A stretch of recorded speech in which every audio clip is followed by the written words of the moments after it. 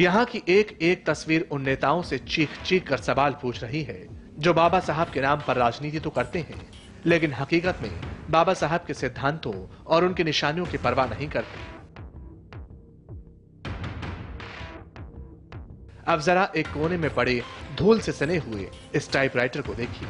बाबा साहब ने दिन रात बैठकर इसी टाइपराइटर से देश का संविधान लिखा। टाइपराइटर के ऊपर भी यह लिखा हुआ है 1950 से लेकर आज तक संविधान में 98 बदलाव हुए, लेकिन इस टाइपराइटर की हालत में कोई बदलाव नहीं। तब भी नजरअंदाज था, आज भी नजरअंदाज है। यही वो टाइपराइटर है जिससे बाबा साहब ने इस देश का संविधान लिखा था। ये महिलाएं उत्तरी नागपुर से आई हुई हैं बाबा साहब की इन अंतिम निशानियों को देखने के लिए, और यहाँ आकर के एक बहुत ही भोला सा सवाल करती हैं कि जब ये दिल्ली गई थी गांधी परिवार की अंतिम निशानियों को देखने के लिए तो सारी निशानियां चमचमा रही थी, तो आखिर हमारे बाबा साहब की अंतिम निशानियों की ये हालत क्यों है? और इस सवाल का आखिर कौन जवाब देगा? क्या राहुल गांधी इन सवालों का जवाब देंगे जो अक्सर टीवी पर दलितों के घर में खाना खाते हुए नजर आते हैं? क्या वे इन सवालों का जवाब देने की जहमत उठाएंगे? गंभीर सवाल है, क्या देश के हर महान इंसान के संग्रहालय की हालत ऐसी है?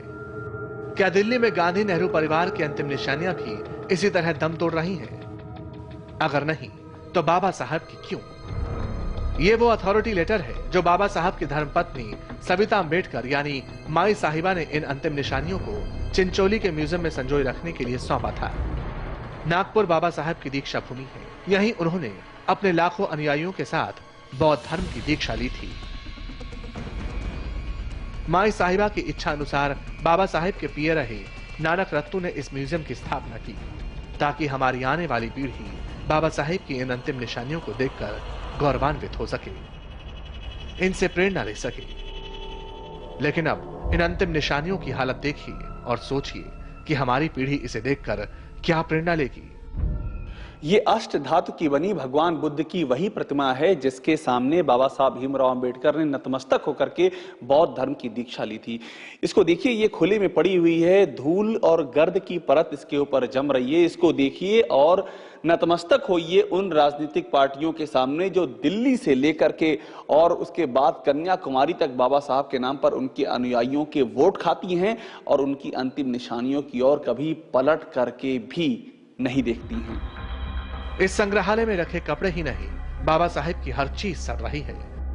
चाहे वो यह तस्वीर हो, रोजाना इस्तेमाल में आने वाला सामान, ये टोपी, ये छतरी, लेकिन बावजूद इसके ये संग्रहालय गुमनामी में एक दिन हमेशा हमेशा के लिए नष्ट हो जाने की अपनी नियति का इंतजार कर रहा है।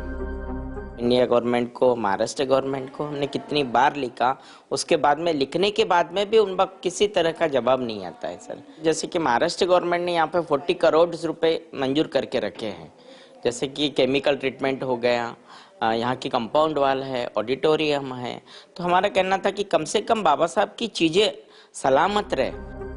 म्यूजियम में हमारी आंखों के सामने एक के बाद एक कई लोग बाबा साहब की अंतिम निशानियों के दर्शन के लिए आते रहे।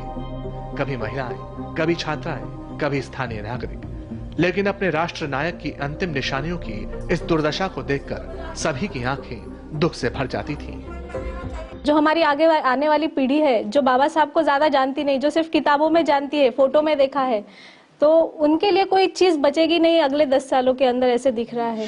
बहुत खराब परिस्थिति यहाँ पे दिख रही है हमको। हम यहाँ पे आए हैं विजिट करने के लिए। अगर हम हमारे जनरेशन में अगर ऐसी स्थिति है तो न जाने हमारी आने वाली पीढ़ी में क्या कुछ बचेगा कि नहीं बचेगा। मैंने गाउन पे बाबा साहब अम्बेडकर की बहुत सारी तस्वीरें देखी है। आज इस पे बहुत सारे ऐसे ये दिख रहे हैं, ये इसकी हालत बहुत ही गंभीर दिख रही है मुझे।